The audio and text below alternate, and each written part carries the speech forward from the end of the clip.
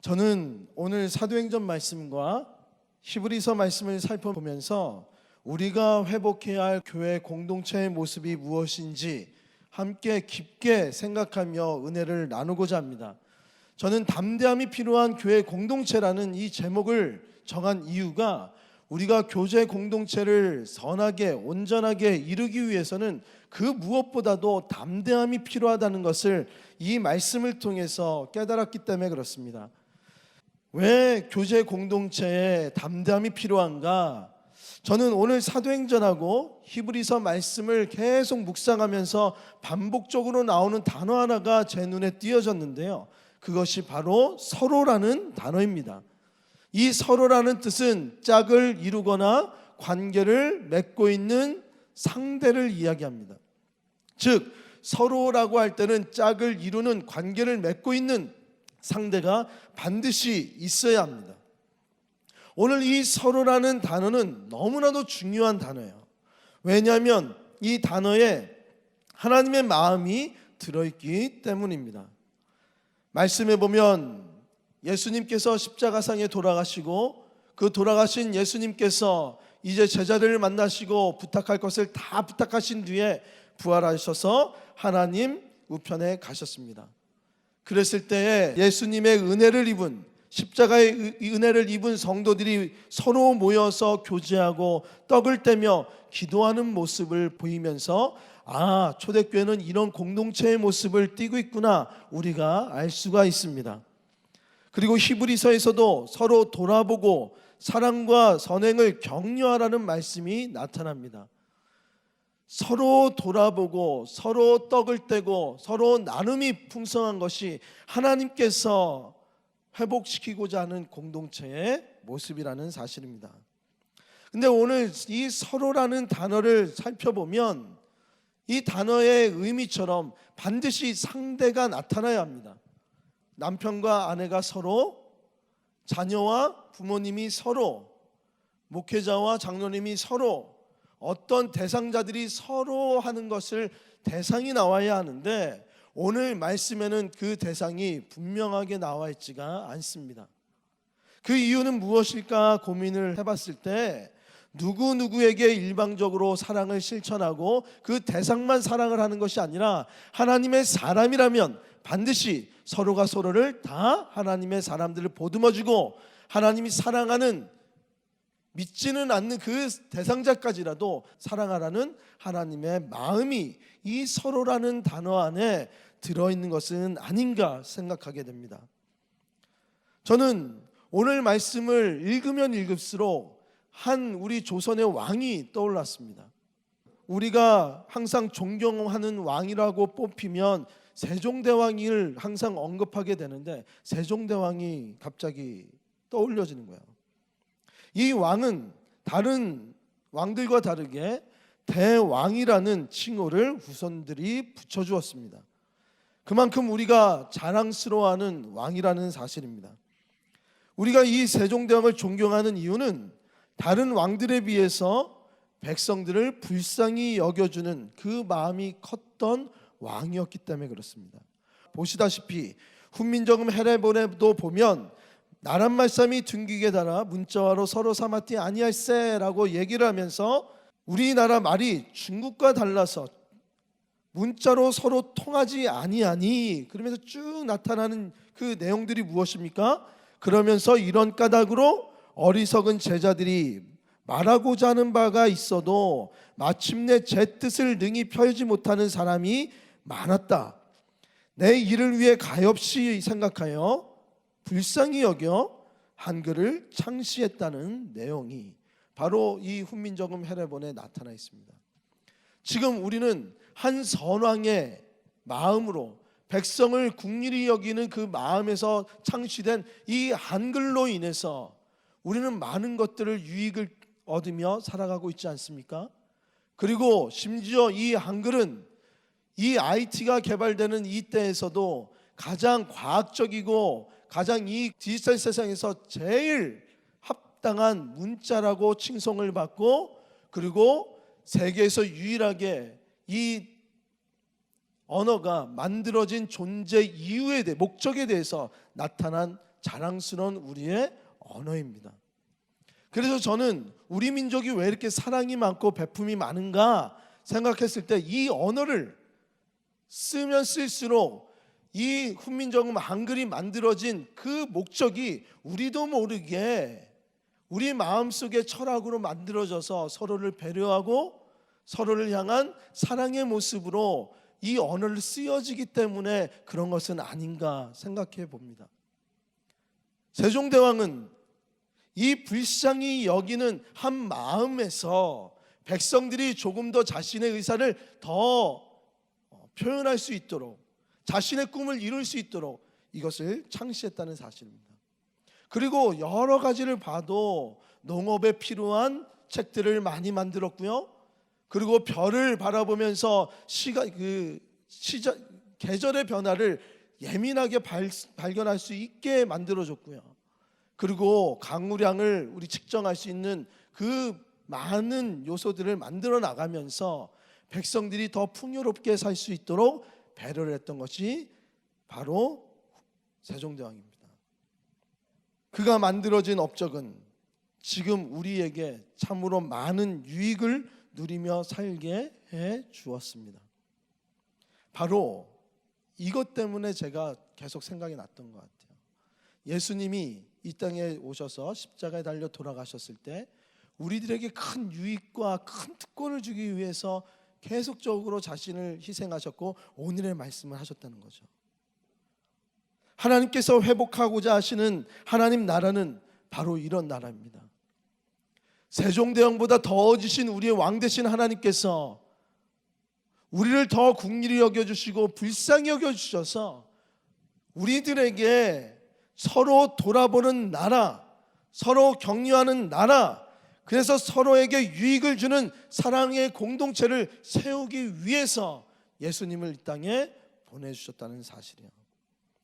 교제 공동체를 하나님과 우리 인간 간의 수직적으로, 그리고 또한 우리의 이웃들과 우리 사람과 사람의 수평적인 그러한 공동체의 회복을 이루시기 위함이었다는 사실입니다. 오늘 말씀에서 돌아보다라는 헬라어 단어가 있습니다. 카타노에오라는 이 단어가 있는데요, 이 단어의 뜻은 서로에게 주목하다, 가까이 살펴보다라는 뜻입니다. 근데 이 단어가 두 단어가 합쳐져서 만들어진 합성어입니다. 하나는 카타라는 아래, 그리고 깊이, 철저히라는 단어가 뜻하는 이 카타라는 단어와 보에오라는 생각하다라는 이 단어 두 개가 합쳐진 것입니다. 그럼 돌아보다는 뜻은 무슨 의미입니까?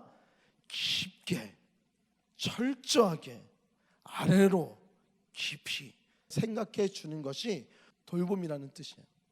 세종대왕이 우리 백성들을 어여삐 여겨, 불쌍히 여겨 깊게 생각할 수 있도록 집현전을 만들고 그곳에서 백성들을 유익을 줄 수 있도록 여러 가지 일들을, 그 필요들을 채워주신 것 같이 필요를 따라서 그 깊게 생각한 것을 행동하는 것이 돌본다는 뜻이라는 사실입니다. 하나님께서 원하시는 공동체는요, 이처럼 서로에 대해서 깊은 생각과 깊은 관심과 깊은 배려를 가지고 돌보는 그러한 것을 원하십니다. 고린도전서 12장 26절에 보면요, 만일 한 지체가 고통을 받으면 모든 지체가 함께 고통을 받고 한 지체가 영광을 얻으면 모든 지체가 함께 즐거워하느니라. 이 말씀은 무엇입니까? 우리는 이미 예수 그리스도의 보혈의 피로 말미암아 하나님과 그의 아들 예수님과 성령님과 한 몸이 된 사람이 됐다는 거 아닙니까? 우리가 그래서 성찬을 나누는 거잖아요. 하나님의 한 몸 된 하나님의 자녀가 됐다는 사실입니다. 자녀된 우리가 이제 공동체를 이루었는데 이 공동체 또한 한 몸이 되었다는 것입니다. 그래서 한 지체가 고통을 받으면 우리 또한 고통스러운 거예요. 한 지체가 영광을 받으면 우리는 다 기뻐할 수 있게 되었다는 사실입니다. 우리가 손이 이렇게 아프면요, 우리의 전신이 다 예민해지고 몸이 다 이 손에 신경이 쓰여지게 됩니다. 그 손이 신경이 쓰여지면 우리는 이 손을 돌봐야 하는 시간들을 반드시 가지게 됩니다. 이 손이 온전해지지 않게 된다면 우리 몸은 전체가 온전해질 수가 없다는 말씀이에요. 이 회복을 위해서 오늘 말씀은 사랑과 선행을 서로 격려하면서 돌봐야지 우리의 몸이 온전해질 수 있다라고, 하나님의 나라가 온전해질 수 있다라고 말씀하고 계신 것입니다. 하나님의 백성된 우리는요, 하나님의 온전한 예배자가 된 우리들은 반드시 믿음의 행함으로 이루어 나가야 되는 것입니다. 이제 우리는 예배자로서 그 믿음의 모습을 하나님께 영광을 돌렸습니다. 이제 이 믿음을 이 땅에서 열매를 맺기 위해서는 이제 서로 사랑하고 격려하고 나누면서 이 교제 공동체를 통해서 성장할 수 있고, 이 교제 공동체를 통해서 온전한 예배가 회복되어질 수 있다는 사실입니다. 따라서 믿음이 성장했다라고 하는 사람들은 사랑과 선행의 열매가 풍성한 사람을 우리는 믿음이 참 좋은 사람이고 믿음이 성장하고 있다라고 이야기할 수가 있는 것입니다. 마태복음 7장 17절부터 20절에 보면요, 우리가 좀 눈여겨볼 말씀이 있는데, 이와 같이 좋은 나무마다 아름다운 열매를 맺고 못된 나무가 나쁜 열매를 맺나니 좋은 나무가 나쁜 열매를 맺을 수 없고 못된 나무가 아름다운 열매를 맺을 수 없느니라. 아름다운 열매를 맺지 아니하는 나무마다 찍혀 불에 던지느니라. 이러므로 그들의 열매로 그들을 알리라. 하나님은 우리 성도님들의 열매를 보면서요, 그 나무를 평가하겠다는 거예요. 그 믿음을 보겠다는 거예요. 근데 이 열매는 무엇입니까? 어떻게 나타난다 그랬어요? 사랑의 격려와 사랑의 나눔을 통해서 함께 고통을 짊어지고 함께 기뻐할 수 있을 때 우리는 이 열매를 맺을 수 있다는 거 아닙니까? 그래도 목사님, 저는 나쁜 열매는 맺지 않잖아요. 여기서 말씀하는 거는요, 나쁜 열매를 맺고 나쁜 열매를 안 맺고 아무런 열매를 맺지 않는 것 모두가 같다는 거예요. 그게 나쁜 열매입니다. 모두가 열매를 맺지 아니하는 자마다, 그러니까 이거 선행을 하지 않는 자마다, 아픈 자들을 일으켜 세우지 않는 자마다 하나님의 그 모습을 바라보면서 이 나무가 바른 나무인가 아닌가를 판단하겠다고 말씀하신 거예요. 우리는 모두 아름다운 열매를 맺는 공동체가 되어야 합니다. 아멘입니까? 그런데 아마 이거에 대해서 아니요라고 할 사람은 아무도 없습니다. 그래, 나는 진짜 하나님의 선한 나라를 이루고 싶고 선한 뜻을 품고 싶다, 사랑을 나누고 싶다. 그런데 목사님, 선행을 갖고 나가면 뭐합니까? 이 선행을 제대로 받아주질 않는데, 목사님, 제가 이 의를 갖고 하나님의 나라를 회복하기 위해서 나갔더니만 세상 사람들이, 세상의 생각들이 교회에 너무 많이 들어와서 내가 다투지 않고서는 행할 수가 없습니다. 그럴 때 있잖아요. 오늘 말씀에서도 우리들에게 유의할 것이 있다라고 하면서 한 단어를 사용하셨어요. 저도 설교를 할 때 어떤 단어를 사용하는 것이 우리 성도님들에게 참 많은 유익을 줄까 고민하는 단어들이 있습니다. 그래서 복합적인 의미를 사용할 때 그 단어를 사용하는데요, 오늘 그런 단어가 이 메시지에 나와 있습니다. 그것은 바로 격려하다라는 단어입니다. 이 격려하다는 단어는요, 부정적으로도 사용할 수 있는 단어고요, 긍정적으로도 사용할 수 있는 단어입니다. 부정적으로 사용할 때는 충돌하다, 도발하다, 다투라는 해석이 가능해요. 그래서 사도 바울하고 바나바하고 서로 의견이 충돌해서 하나님 나라의 그 선교를 행할 때 서로 심히 다투어라고 할 때 서로 심히 격려했다는 이 단어를 쓰고 있습니다. 그러면서도 긍정적인 면으로 사용이 될 때 자극하다, 선동하다. 이것은 서로 안에서 최선, 베스트를 이끌어낼 수 있도록 동기부여하는 자극을 말씀하고 있어요. 그게 격려하는 거예요. 좋은 쪽으로 가게 하는 거예요. 이 단어를 쓰면서 우리들에게 참 그래 이거 맞다 느껴지지 않으십니까? 우리가 교회에서 상처받는 많은 부분들이 무엇입니까?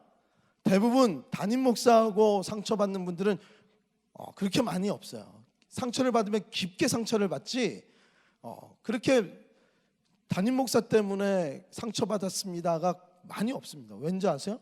이게 참 부끄러운 건데 저랑 관계가 그렇게 깊게 교제를 이룰 수 없는 상황이기 때문에 그래요. 제가 무슨 잘나서 온전해서 착해서 온유해서 저랑 부딪힘이 없는 게 아니에요. 저는 집에 가서 저희 아내랑 많이 다툽니다. 저희 아내는 너무 저를 잘 알아요. 맨날 만나야 되니까. 다툼은 만날 때 일어나요. 저도 아내를 사랑하고 아내도 저를 사랑하는데 왜 우리는 싸워야 될까? 저만의 얘기가 아니잖아요. 너무나도 사랑하는데 교회 안에서도 담임 목사는 멀리 있다 보니까 상처의 대상이 아니지만 우리 주위에 있는 어느 집사님 때문에 권사님 때문에 우리는 상처를 수시로 받고 어쩌면 오늘도 들어오는 이 잠깐의 찰나의 순간에도 얼굴을 보매 상처를 받고 이 자리에 오신 분들이 계실 수도 있겠죠. 제 얼굴을 보고 은혜를 받으시고 푸시기 바랍니다. 하나님께서는 우리들의 이 연약함을 아신 거예요. 격려하다는 것은 선한 마음입니다. 사실은 선한 곳에서 시작을 해요. 아무도 우리 교회 안에서 그래 우리는 하나님과 반대돼서 악하게 이 공동체를 회파시킬 거야 절대 얘기하는 사람 없습니다. 모두 다 물어보면 다 좋은 의도로 시작했고요, 잘해보려고 했고요, 열심히 하려고 했고요, 하나님의 뜻을 따라서 이 하나님의 나라를 잘 세워보려고 노력하는 그 순간에 상처를 받게 되고 다툼이 일어나는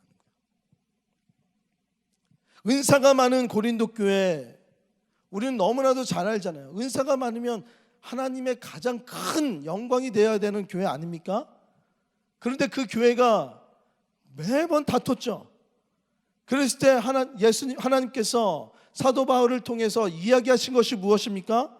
공동체를 몸으로 비유하면서 눈도, 코도, 입도, 발도, 우리의 모든 신체 내부의 장기도 다 중요한 것이라고 말씀하고 계시잖아요. 그런데 우리는 눈은 눈만을 얘기하고 입은 입만을 얘기하고 손은 손만을 이야기하고 있는 거 아닙니까? 그런 우리의 모습을 바라보면서 오늘 말씀은 모이기 패하는 자들처럼 내 이야기만, 나 혼자만 하나님 앞에서 잘 사면 되는 것처럼 살지 말라는 거예요. 모이기를 패하는 자들, 이것은 이곳에 나와서 예배드리기 싫어하는 자도 포함되어 있지만요, 하나님의 이 선한 공동체를 이루어 나가면서 서로 배려하는 것을 꺼려하는 자들, 함께 이 공동체를 이루어 나가는 것을 기피하는 자들, 이 모든 것을 다 이 모이기에 피하는 자들에 포함이 되어 있습니다. 우리는 잘하려고 했는데, 첫 시작은 항상 열의 있게 했는데, 그 잘하려고 하다 보니까 나랑 맞지 않아서 나의 쓴뿌리가, 나의 성향이라 그러죠. 성향이 발동이 돼서 우리는 다투게 되고 충돌을 일어나게 됩니다.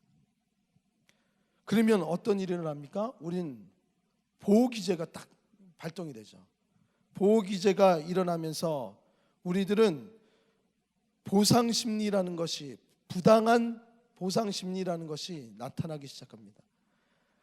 내가 이걸 당했으니까 당한 만큼 나도 갚아줘야지. 그러면서 욱하게 되죠. 나에게 이 상처를 아프게 했으니까 너도 아파봐라. 이거 잘 생각해 보세요.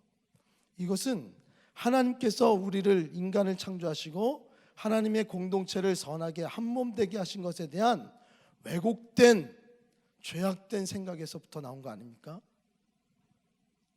한 몸이니까 나도 아프니까 너도 아프라는 거야. 손 네가 아프니까 네가 나에게 고통을 줬으니까 눈 너도 아프라는 거야. 이러면 어떻게 돼요?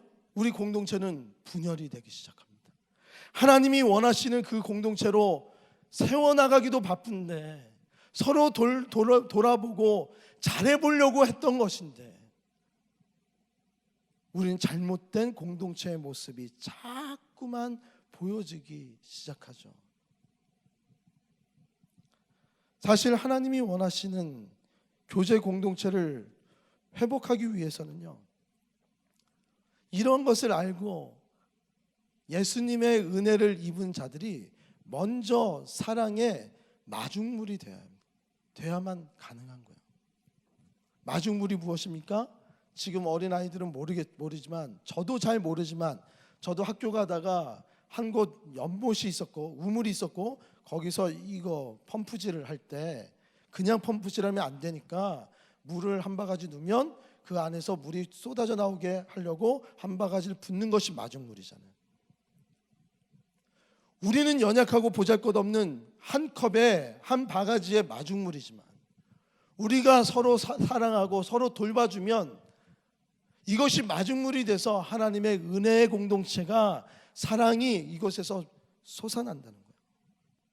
이미 이러한 마중물로 예수님이 우리의 사랑의 마중물로 이 땅에 오신 거 아닙니까? 자신의 몸을 내어주시면서 십자가에 달려서 고통을 다 당하시고 그 수치를 다 당하시고 부활하셔서 우리의 사랑의 공동체를 이룰 수 있는 그 마중물의 역할을 예수님이 행해 주셨죠. 우리도 예수님께서 우리를 어여삐 여기셔서 불쌍히 여기셔서 십자가상의 모든 고통을 이기시사 먼저 마중물로서 우리를 섬겨주심 같이 우리도 서로 사랑하며 그 사랑의 마중물이 되어서 서로 돌봐주고 서로 격려해줘야 된다는 사실입니다. 오늘 말씀 22절에 보니까요, 이런 말씀이 있어요. 우리가 다 함께 한번 보기를 원하는데, 우리가 마음의 뿌림을 받아 악한 양심으로부터 벗어나고 몸은 맑은 물로 씻음을 받았으니 참 마음과 온전한 믿음으로 하나님께 나아가자. 악한 양심은 뭐예요? 아까 말씀드렸던 그 악한, 나도 아프니까 너도 아파봐라. 잘해보려고 하는데 내 쓴뿌리들이 나타날 때마다, 악한 내 자아들이 막 성향들이 나타날 때마다 뭐라 그래요? 하나님께로 나아가자 그래요. 왜? 맑은 물로 씻음을 받았으니까. 예수님의 마중물로 이 우리를 생명의 샘물이 계속적으로 흘러나오는데 참된 마음과 온전한 믿음으로 하나님께 나아가면 우리는 이 선한 이 두 가지 격려의 긍정적인 것과 부정적인 면 안에서 항상 긍정적인 격려를 할 수가 있게 된다는 말씀이에요. 아멘. 하나님께로 나아가자. 하나님께 나가야지만 우리는 이 격려를 할 수가 있는 거예요. 내가 우리의 이웃들을 격려해 줄 수가 없습니다. 나는 쓴뿌리고 나도 내 자녀들과 나를 더 돋보이게 하고 싶어하는 인간의 그 쓴뿌리들이 다 있잖아요. 나부터 생각하는 것들이 있단 말이에요. 근데 하나님께로 나아가면 우리가 주위에 있는 사람들을 참되게 위로해 줄 수가 있다는 거예요. 그런데 우리가 그래 하나님께 나가면 되지, 간단하네. 아니요, 간단하지가 않아요. 우리가 지금 하나님께 나가는 것은 간단하지만 히브리서 그 당시의 사람들한테 하나님께로 나아가자 그러면 쟤 아직도 정신 못 차렸다고, 너 하나님께 나가면 죽어. 왜요? 그때는 휘장의 문화가 있었어요. 성막의 문화가 있었어요. 하나님께 나갈 사람들은 제사장밖에 없었단 말이에요. 제사장 이외에 다른 사람들이 하나님께로 나아가면 모두 다 죽게 돼 있는 거예요. 그게 두려운 거예요. 하나님께 나가는 것이. 오늘 하나님께 나아간다는 그 의미를 19절과 20절에 정말 잘 설명하고 있는데 다 같이 한번 보겠습니다. 19절과 20절. 그러므로 형제들아, 우리가 예수의 피를 힘입어 성소에 나갈 담력을 얻었나니, 담대함을 얻은 거죠. 그 길을 우리를 위하여 휘장 가운데로 열어놓으신 새로운 살 길이요, 생명의 길이죠. 그 휘장은 곧 그의 육체니라, 예수님이시라. 예수님이 십자가상에 돌아가셨을 때 성막의 휘장이 찢어지면 이제 예수님께서 죄로 인해서 막혀져서 하나님께로 나아갈 수 없는 것은 여전히 맞는데, 예수님 자체가 휘장이 없어진 게 아니고요, 예수님 자체가 휘장이 되어 주셔서 우리를 품게 해주셨다는 거예요. 여전히 죄가 있으면 우리는 하나님을 예수님의 십자가의 은혜를 우리가 누리지 못하면 여전히 우리 성막에, 성전에 들어갈 수, 성소에 들어갈 수 없는 자들입니다. 예수님의 그 피의 은혜를 입어야지만 우린 성소에 들어갈 수 있는 거예요. 왜? 그게 예수님이시니까. 휘장이 예수님이 되셨으니까. 우리의 삶에서도 우리가 교제 공동체, 사랑 공동체를 이루어 나갈 때 어려우시죠? 너무 어렵잖아요. 이해가 안 되잖아요. 잘해보려고 하고 참으려고 하고 참고 참아도 언제까지 참아야 될지 모르잖아요. 그럴 때마다 의심하지 마는 거예요. 담대함을 가지고요, 하나님께 나아가는 거예요.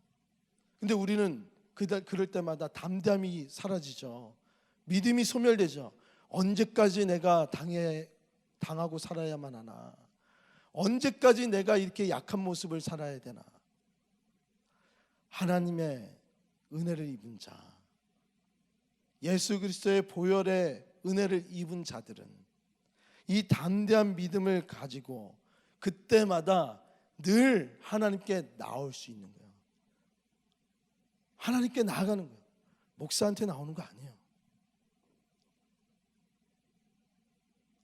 예전에는 목사님이, 제사장이 대신 우리의 기도를 해줬단 말이에요.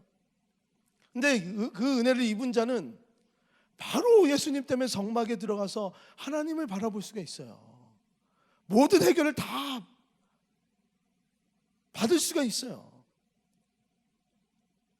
이 사실을 모르는 자는요, 여전히 그 성막의 휘장을 두려워하면서 예수님께서 우리에게 베풀어 주신 이 사랑과 선행의 격려를, 그 열매를 누릴 수 없는 그 삶을 살아가고 있게 될 수밖에 없다는 거예요.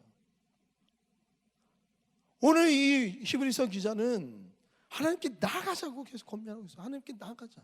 나가야지 이 사랑의 공동체는 이루어져 나갈 수 있다. 나가야지만 우리가 온전한 그러한 사랑을 베풀 수 있다. 나가야지만 긍정적인 격려를 계속적으로 우리는 해 나가면서 우리의 삶의 열매를 통해 하나님의 영광이신 그 영광된 하나님을 이 땅에 볼 수 있다 말씀하고 있는 거 아닙니까? 그러면서 오늘 말씀은 이 열매를 누리려면 우리는 반드시 믿는 도리의 소망을 굳게 잡아야 된다고 말씀하고 계세요. 그렇지 않으면 우리는 하나님께로 나가는 것을 그 순간순간마다 실패할 수밖에 없습니다. 그 순간의 실패는 한 번의 실패가 아니고요, 인생을 바꿀 만한 그러한 영향력 있는 실패가 될 수도 있어요. 관계의 그 실패는요, 생각보다 내상이 굉장히 크단 말이에요. 사소한 것 하나가 이혼을 부르듯이 사소한 것 하나가 공동체를 깨트린다는 사실입니다. 제가 처음에 공동체 설교를 할 때 노아 설교를 했죠. 노아가 보이지 않는 일을 경고하시는, 보이지 않는 하나님의 말씀을 믿음으로 노아는 구원의 방주를 짓기 시작했습니다. 몇 년 동안 노아 방주를 지었는지 아십니까? 약 100년 동안이요. 100년 동안. 말이 100년이지. 노아가 이것을 지을 때 의심이 생겼겠습니까? 안 그랬겠습니까? 노아는 의인이고 노아는 믿음이 좋은 사람이니까 100년 동안 묵묵히 하나님만을 바라보면서 그냥 그 말씀 한마디에 이 100년 동안 못질을 하면서 방주를 졌을 것이라고 우리는 단순하게 생각하겠지만, 노아도 성정은 인간입니다.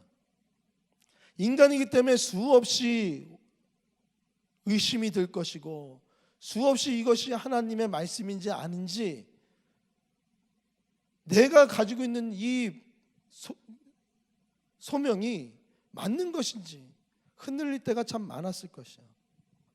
그럴 때마다 노아는 하나님께 나아갔다고 저는 확신합니다. 하나님께 나아가서 하나님께서 말씀해 주신 구원의 소망과 그 말씀이 반드시 성취될 것이라는 이 소망을 더욱더 굳건하게 만들어 주셨을 거예요. 이 믿는 도리의 소망을 굳게 잡고 노아는 100년 동안 망치질을 한 거예요. 그랬을 때 그 믿음에 흔들릴 때마다 하나님께 나가서 이 믿음의 행위를 보였던, 행동을 보였던 이 노아를 통해서, 이 의인 한 명을 통해서 그의 가족이 구원을 받았고 인류가 구원받게 된 거 아닙니까? 마치 세종대왕이 의로운 한 생각을 가지고 모든 사람을 다 이롭게 할 그 꿈을 가지고 수많은 시련들 가운데서도 그 일을 행했던 것처럼, 우리가 영화를 보면 세종대왕이 얼마나 그 별자리를 읽을 수 있는 능력을 갖고 싶었는지 우리는 알 수 있잖아요. 그때 반대가 무엇입니까? 하늘의 뜻은 중국의 천황만이, 황제만이 이 뜻을 구별할 수 있어 읽어야 된다고. 조선에서는 안 되고 어찌 그것도 백성들이 그것을 읽을 수 있게 해줄 수 있겠냐고. 하늘의 뜻은 황제만 읽을 수 있습니다.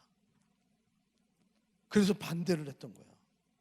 그 반대를 무릅쓰고 농사가 더 잘 되는 책들을 만들고 치구기를 만들어서 강우량을 측정해서 백성들이 더 풍요롭게 하고자 하는 선한 마음들을 그 어려울 때마다 그 신뢰를 하나 잃지 않고 나간 한 의로운 왕 때문에 수많은 백성들이 혜택을 받은 거 아닙니까? 유익을 얻은 거 아닙니까?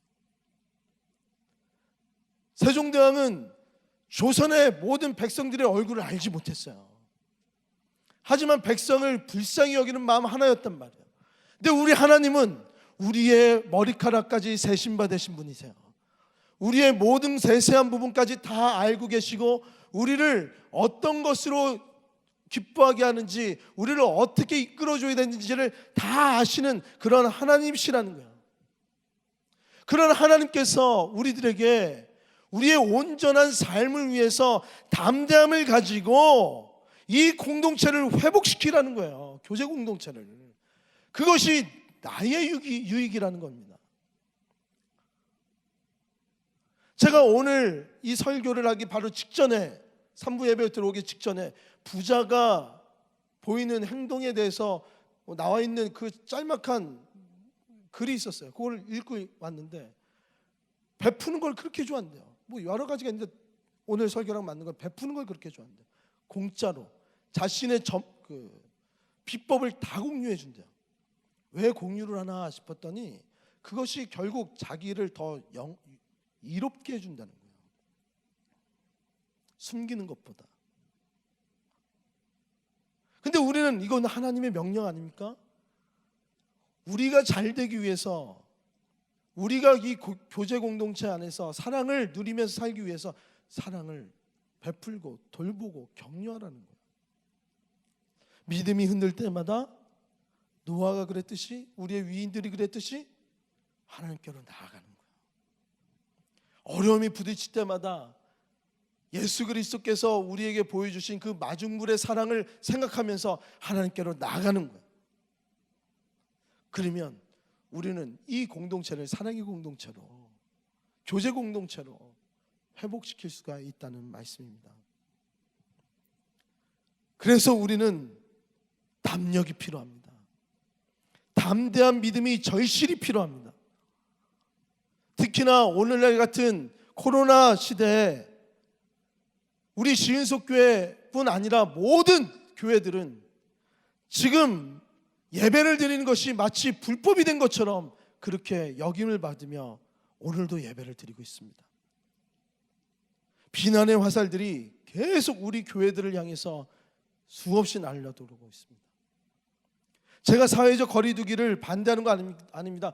잘 지켜야 됩니다. 정말 우리도 이 사회적 거리두기로 통해서 전염병이 확산되는 것을 막는 일에 우리 교회도 더 열심히 노력해야 됩니다. 우리의 근데 예배가 하나님께 영광 드림이 지난주에 말씀을 드렸듯이 세상 사람들이 감동을 하고 기뻐하는 예배가 돼야 되는데 지금은 우리의 예배드림이 불법처럼 예배드림이 본인들의 안전을 위협하는 것처럼 느껴지는 이때에도 우리는 담력이 필요합니다. 담대한 믿음이 필요합니다. 모임 없이 그저 혼자 온라인으로 예배드리는 것만으로 우리는 신앙생활을 잘한다는 생각을 할 수가 없습니다. 그렇게 생각하면 예배에 대해서, 교회에 대해서, 하나님을 영광 돌리는 것에 대해서 한 축만 생각하는 거예요. 온전한 예배는 우리가 수직적인 하나님의 예배와 수평적인 우리 성도들 간의 사랑의 나눔을 통해서 참된 예배를 회복하는 것이 우리의 예배인 것입니다. 하나님께 더 가까이 나아가는 믿음은 반드시 사랑과 선행을 실천하는 열매가 따라야 합니다. 이것을 위해서 서로를 격려하고 힘을 돋궈줄 수 있는 그런 공동체가 우리 삶에는 반드시 필요한 것입니다. 그래서 우리는 뱀처럼 지혜롭고 비둘기처럼 순결하라는 이 하나님의 말씀을, 예수님의 말씀을 마음에 담고 지혜롭고 순결하게 주의 몸된 이 공동체를 우리는 세워 나가야 합니다. 그날이 가까이 옴을 볼수록 더욱 그리하라. 이건 무엇입니까? 예수님의 재림의 때가 임할수록. 재림의 때에도 변치 않는 것이 있습니다. 무엇입니까? 관계예요. 이 교제 공동체예요. 너무나도 중요한 거예요. 이 교제 공동체는 천국의 삶을 이곳에서 연습하고 누리는 것입니다.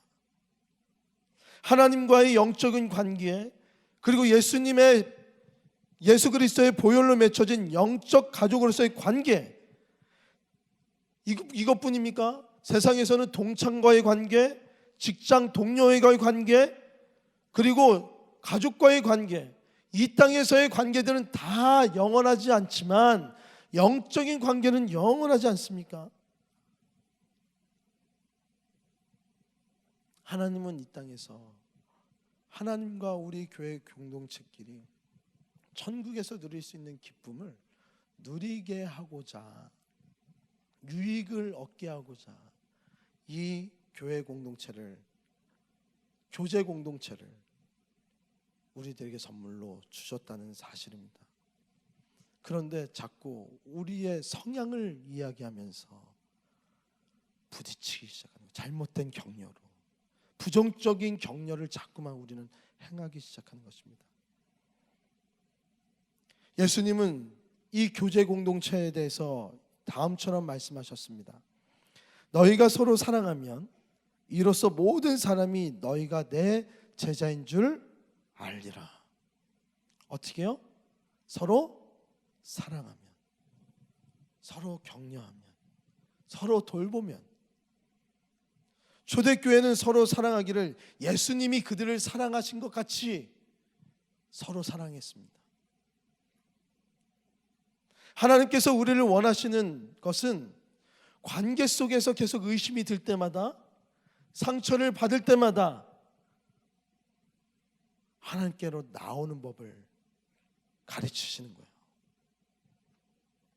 예수님께서 우리를 어여삐 여기심같이